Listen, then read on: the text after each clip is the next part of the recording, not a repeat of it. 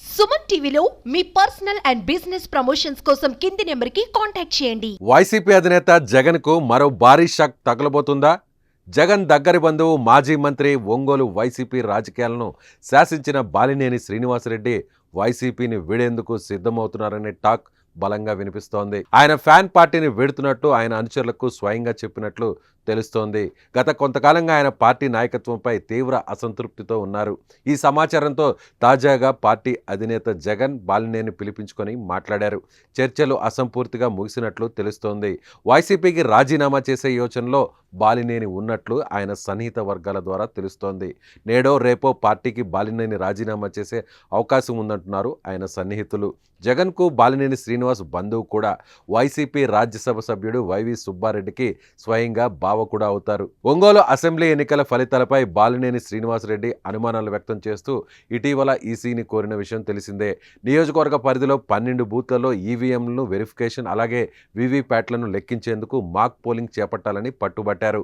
ఆయన చేసిన పోరాటంలో వైసీపీ అధినాయకత్వం సరిగ్గా సహకరించలేదని అప్పటి నుంచి బాలినేని తీవ్ర అసంతృప్తితో ఉన్నట్టుగా తెలుస్తోంది. ఇప్పుడు అది బయటకు వస్తున్నట్లు సమాచారం. 2012లో కాంగ్రెస్ ప్రభుత్వంలో మంత్రి పదవికి ఆ తర్వాత పార్టీకి రాజీనామా చేసి జగన్కు మద్దతుగా వైసీపీలో చేరారు బాలినేని. ఆ తర్వాత ఒంగోలు నుంచి ఉప ఎన్నికల్లో వైసీపీ టికెట్పై పోటీ చేసి గెలుపొందారు.